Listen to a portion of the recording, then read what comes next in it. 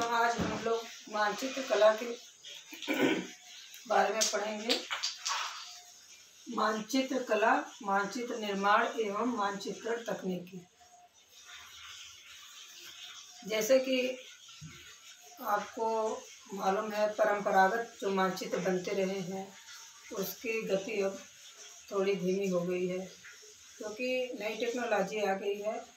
GIS के अंतर्गत जो जियोग्राफिकल इंफॉर्मेशन सिस्टम है, इसके अंतर्गत रिमोट सेंसिंग, कंप्यूटर कार्टोग्राफी, हवाई छायाचित्रण के माध्यम से मॉडल निर्माण, आंकड़ों का प्रदर्शन, डायग्राम, ये सारी चीज़ें बहुत आसान हो गई हैं। किंतु प्रैक्टिकल फाइल में हमें शो करना है, इसलिए थोड़ी परंपरागत मानचित्रों के बारे में भी जान लेना बहुत ज़रूरी है। पहली बात है कि मानचित्र प्रदर्शन करने की दो विधियां हैं, अमात्रात्मक विधि और मात्रात्मक विधि। जैसा कि हमने यहाँ पे लिख रखा है, मात्रात्मक विधियां, अमात्रात्मक विधियां। तो अमात्रात्मक विधियों में कौन कौन से विधियां हैं, उन्हें पहले हम देखते हैं। इसमें है मिश्रित वितरण मानचित्र। मिश्रित वितरण मानचित्र में वनस्पति मानचित्र, भूगर्भिक मानचित्र और फसलों के मानचित्र इत्यादि आते हैं। तो जो किसी एक मानचित्र में अगर एक साथ ही वनस्पति, भूगर्भिक, फसल के शस्य क्रम वगैरह सब दिखाते हैं, इसी तरह से उद्योगों के भी है, चीनी मिल, गन्ना, चीनी मिल, कपड़ा मिल या रेशमी वस्त्र उद्योग, ये सारे एक साथ अगर कोई मानचित्र में प्रदर्शित करते हैं तो उसे हम मिश्रित मानचित्र कहेंगे। इसके बाद प्रभुत्व प्रधान वितरण मानचित्र आता है, जिसमें आता है भाषा मानचित्र, धर्म और जाति मानचित्र। तो भाषा मानचित्र आप देखते होंगे कि हर प्रदेश की, हर देश की, हर क्षेत्र की भाषाएं तरह तरह की हैं।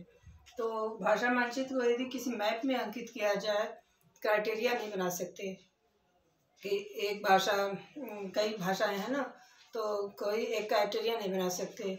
उसे हम उसी देश, प्रदेश या राज्य में शो कर देते हैं कि इस प्रदेश में हिंदी है, तेलुगु है, कन्नड़ है, या पूरा जो जो एरिया होता है उसके अंतर्गत उसे हम शो कर देते हैं। उसी हिसाब से आता है धर्म और जाति का मानचित्र, हिंदू, मुस्लिम, सिख, ईसाई, ये सब सारी चीज़ें जो आती हैं वो प्रभुत्व प्रधान वितरण मानचित्र के अंतर्गत आते हैं। रंग विधि मानचित्र हम देखते हैं प्रैक्टिकल ज्योग्राफी में, या आप एटलस देखते होंगे, तो कोई वैसे मानचित्र आप देखिए विश्व का, भारत का, कोई भी देखते हैं, उसमें हर कलर आपको दिखते हैं। जैसे हरा रंग दिख रहा है, इसका मतलब है कि वह वन क्षेत्र है या वनस्पति क्षेत्र है। उसमें भी कलर का डिवीजन होता है। कलर डार्क है तो वनस्पति का घनत्व तो बहुत अधिक है या वनों का विस्तार बहुत ज़्यादा है, या हल्का पीला है वहाँ पे कृषि हो रही है। इसी तरह से मैदानी एरिया में हल्के पीले कलर के, या पठारी एरिया में भूरे कलर, पहाड़ को भूरे रंग, या बहुत अधिक ऊंचाई के पहाड़ हैं तो उसे काले रंग से प्रदर्शित करते हैं। रोड, रेलवे लाइन, इस सब के अपना कलर निश्चित है। वाटर बॉडीज देखते हैं आप, नीले रंग का होता है। पूरे ग्लोब में देखें तो 1/3 भाग जो हमारा समुद्र का हिस्सा है या जलीय भाग है, वो सारा नीले रंग से भरा पड़ा रहता है, और नहर, नदी, तालाब, इन सबको नीले रंग से शो करते हैं। तो ये मानचित्र हो गए। उसके बाद होती है वर्ण प्रतीकी वितरण मानचित्र। इसके लिए मैं एक मैप बना लेती हूँ, उससे आपको समझने में ज़्यादा सुविधा होगी। मैं मथुरा डिस्ट्रिक्ट का मैप बना रही हूँ।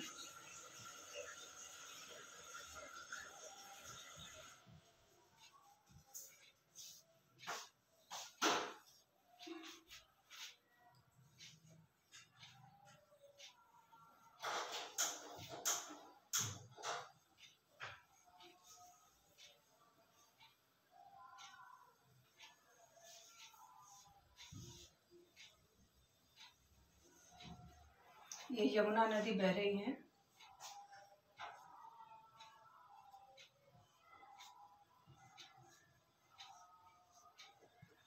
बच्चों, मैप में सबसे पहले ध्यान देना है कि ये जो इस तरह से हम बनाते हैं वो स्थलीय भाग को दिखाते हैं।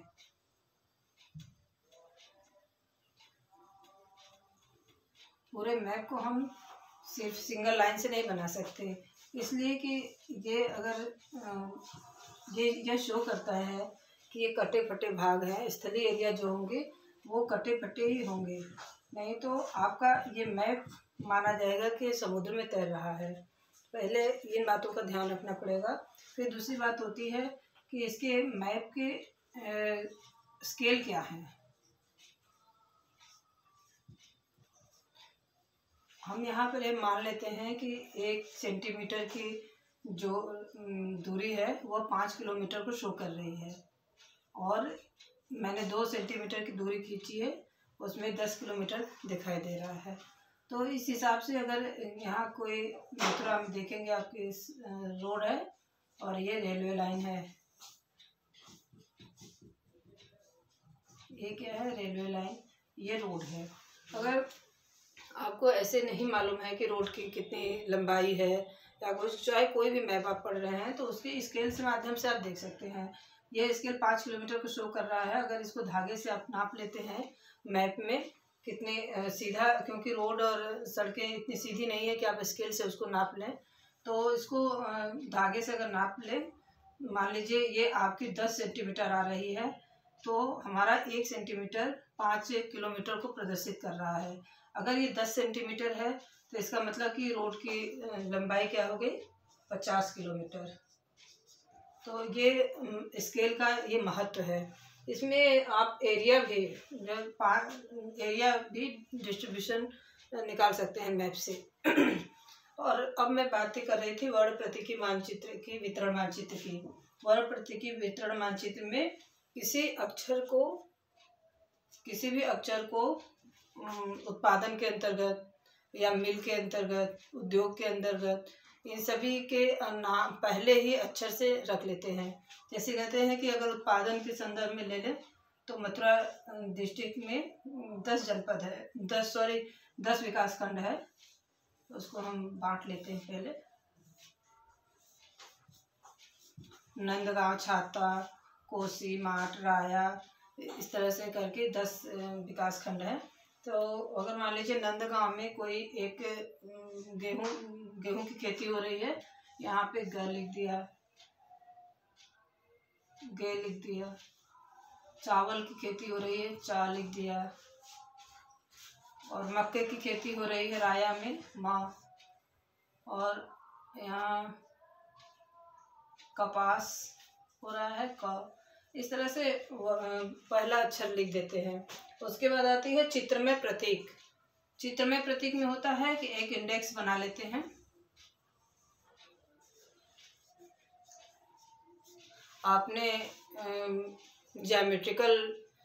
ग्रामेटिकल मैथ पढ़ा होगा, ज्योमेट्री जिसे बोलते हैं, ज्यामिति। तो ज्यामिति के जो वो है सिंबल है, त्रिभुज, चतुर्भुज या आयताकार, वर्गाकार, ये सारी चीज़ें, मतलब इसी हिसाब से उसका इंडेक्स बना लेते हैं। मान लीजिए त्रिभुज है, ये किसी सूती वस्त्र उद्योग को प्रकट कर रहा है। और चतुर्भुज है, ऊनी वस्त्र। और आयताकार है सीमेंट उद्योग। इस तरह से तो सूती वस्त्र उद्योग, अगर यहाँ पे ऊपर नंदगांव में सूती वस्त्र उद्योग का कोई कारखाना है तो यहाँ पे त्रिभुज बना दिया। यहाँ पे सीमेंट का हो रहा है, चतुर्भुज बना दिया। यहाँ पे कोई ऊनी वस्त्र है, इसको वर्गाकार बना दिया। तो इस तरह से चित्रों को प्रदर्शित करके चित्रमय प्रतीकी का वर्णन करते हैं। अब ये मात्रात्मक विधियाँ हैं, इस पे बहुत ज़्यादा डिटेल में हम नहीं जाना चाहेंगे, इसलिए कि हमें मात्रात्मक विधियों पे ही ज़्यादा जोर देना है। इसलिए कि हमें कार्टोग्राफी मात्रात्मक विधियों की सांख्यिकी आंकड़ों के माध्यम से करने हैं। तो अब सांख्यिकी आंकड़ों के प्रदर्शन की विधियों के बारे में हम जानेंगे अगली वीडियोस में। Thank you.